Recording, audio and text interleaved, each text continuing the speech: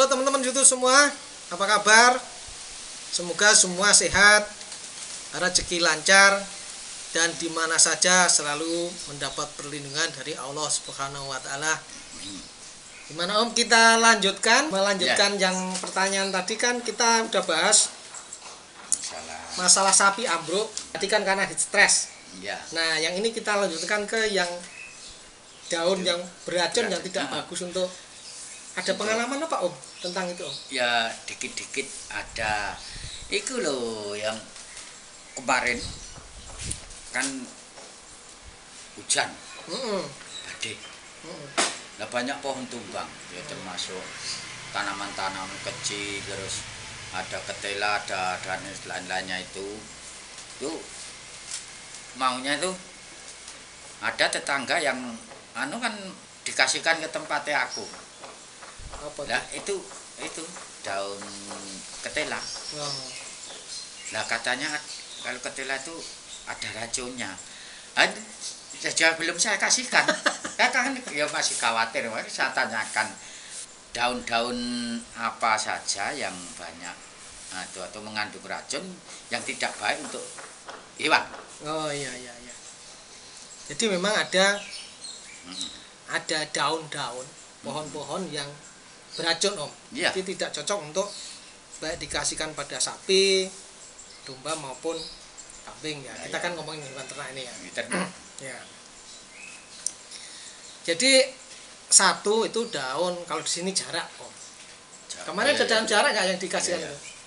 Ya, kemarin terlanjur ada jarak yang tak masuk. Sama ketela juga ada. Jadi tapi daun belum hanya sedikit. Kalau di sini daun jarak, karena ada daun jarak ya. Kemudian daun ketela tadi. Ketela. Kemudian kalau di sono, di luar sono ya, di luar sini ada nama daun lantana. Kalau di sini godong telean gitu.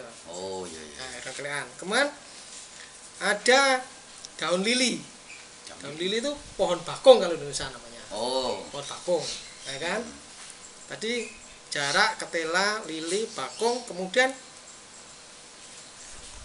apa ya? Ada beberapa yang lain lah sebenarnya. Ada kalau salah ada 15-an. Nah iya. Pepohonan itu. Kan kadang seperti itu orang awam itu tidak tahu pokoknya hijau kok bagus itu ya dikasihkan. Efek racun itu tidak langsung membunuh. Hewan itu enggak mesti membunuh. Jadi ada pohon yang bisa membunuh kayak pohon ketela tadi ya. Karena cyanida. Oh. Nah itu kalau enggak ketulungan bisa mati. Wah, itu keras ya. Keras. Kemudian ada beberapa pohon itu cuma menyebabkan kemerahan mulut, ada yang menyebabkan diare saja, nah gitu. Tidak mesti menyebabkan mati. Yang namanya racun itu tidak mesti mati. Iya. Nah gitu. Nah, ayo aku kalau racunnya ya dosis tinggi kan juga bahaya ya. Ya. Apalagi kalau Om Tasno kan suka nyemprot. Suket. Nah, suket apa pestisida di ngobatin belalang itu kan. Nah, iya. Itu kan berbahaya. Nah iya, wong lah kan. Kalau di tanaman padi kan sekarang modelnya tuh dikasih obat rumput. Nah, yang sistemik. Sistemik itu kan matinya pelan tapi dari akar. Oh. Nah, kalau obat kontak kan kita semprot sekarang mungkin dalam jangka waktu 1 atau 2 jam sudah kelihatan kalau ini diobati kontak. Oh gitu ya, cepet kelihatan kuning gitu ya? Itu cuman daunnya yang kuning gitu. Mengering. Kalau sistemnya kan dari pelan-pelan. Mungkin 4 sampai 5 hari baru kelihatan. Ya paling cepat itu 4 hari lah. Oh, iya. Itu pengalaman di sawah. Jadi kalau yang penting hati-hati. Jadi iya. Kalau ada beberapa pohon itu ngasihkannya, kalau ketela pohon itu mencegahnya, kasihkannya 24 jam kemudian baru dikasihkan. Itu untuk menurunkan apa tadi cyanidanya. Oh jadi istilahnya dibiarkan dulu 24 jam dari petik ya? Iya, dari dipotong, diangin-anginkan, baru dikasihkan besok. 24 jam untuk mengurangi cyanidanya. Yang lainnya apa saja? Yaitu bakung. Kayaknya kalau daerah sini nggak ada itu. Jarak. Jarak telean. ada. Kalau nyanyiannya si Via Valen itu kan, tak golek kayak godang telekan itu kan. Itu yang Semar Mesem itu loh. Lagunya Jaran Goyang Semar Mesem itu kan ada keluar daun telekan itu kan ada itu. Aku gak memperhatikan lagunya. Karena ya kita orang Jawa biasanya yang itu beracun untuk hewan. Nah, iya.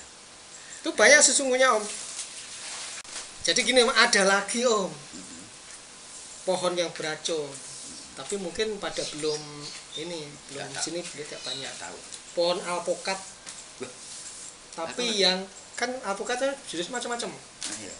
Yang alpokat yang Guatemala itu juga beracun. Padahal kalau alpokat itu buahnya ada pada dimakan. Itu daunnya. Daunnya ya beracun. Singkong kan juga pada dimakan toh. Iya, daunnya ternyata beracun. Nah, iya, jangan-jangan itu nanti alpukatnya ya beracun enggak ya ora ya enggak ya tidak produksinya sendiri-sendiri walaupun satu pohon itu ya terus itu mah semua itu kan ada daun-daun yang beracun nah pasti ada keracunan itu mesti ada obatnya ya misalkan nih keracunan misal habis dikasih makan daun ketela. Nah, misalnya obatnya itu jenis apa? Biar pengobatannya gimana? Jadi gini, kan tadi kita ngomongin racun ini macam-macam ya. Daun jarak, daun ini itu tadi toh. Nah, termasuk yang apa tadi semprot tadi ya racun. Ya, itu. Sebaiknya ya kalau bisa ditangani dulu. Karena kan yang namanya racun itu kan pertama menimbulkan napasnya ngos-ngosan. Iya. Ciri-cirinya loh. Kayak sesek. Kemudian keluar liurnya, air liurnya banyak, lendirnya keluar. Oh iya. Ya, kalau orang bunuh diri, minum racun kan keluar air liurnya. Ya, seperti terus, itu. Deg-degan. Detak jantungnya berdegan, keluar keringat dingin, ya kan? Nah, karena demikian cepatnya tuh kalau jangan terlalu menunggu dokter hewan. Langsung kalau bisa ditangani dulu sambil telepon dokter hewan. Karena kadang-kadang di apa itu pada yang tadi disemprot kemudian itu yang ketela itu ada antidotanannya, ada anti racunnya.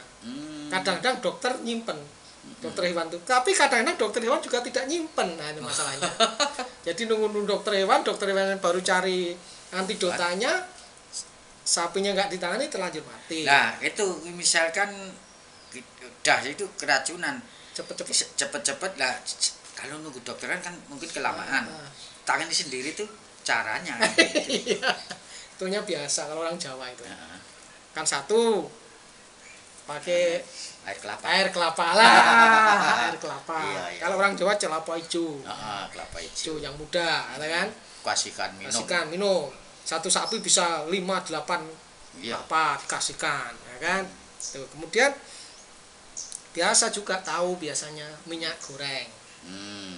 Dikasih minyak goreng, dikasih minyak kelapa. Ada lagi yang sok biasa dipakai itu menyerap racun dia. Areng.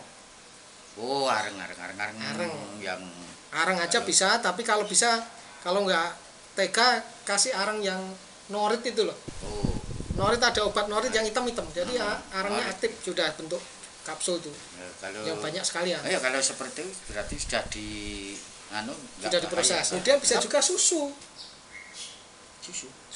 dikasih susu seger bisa, susu anak-anak itu bisa. Susu dikasih susu biasa itu ya? Susu biasa. Nah ya. Tujuannya untuk mengikat racunnya. Nah iya. Kalau itu kan untuk pengobatan darurat sebelum dokter hewannya datang. Nah ya untuk pengobatan darurat.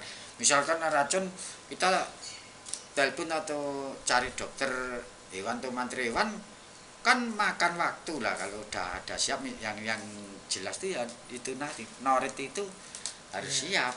Begitu bisa kasihkan untuk pertolongan pertama. Pernah keracunan belum? Rasanya kayak apa? Aku loh. Ya dulu pernah. Gimana? Racunnya itu makan itu kedelai, masaknya belum begitu masak, habisnya banyak. Wah, rasane tapi nggak berbuah puas, keluar semua, masuk. Waduh, keracunan ini. Terus tidur aku.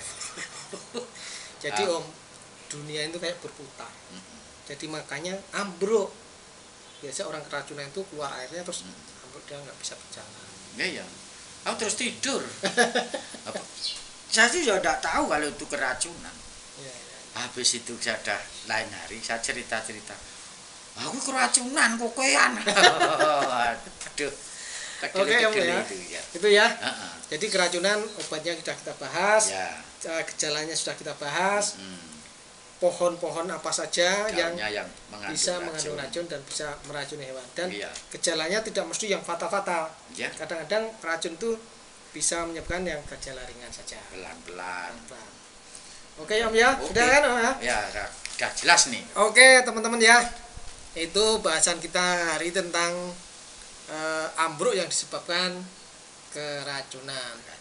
Moga-moga teman-teman YouTube semua sehat, rezeki lancar dan semoga Indonesia menjadi lebih baik.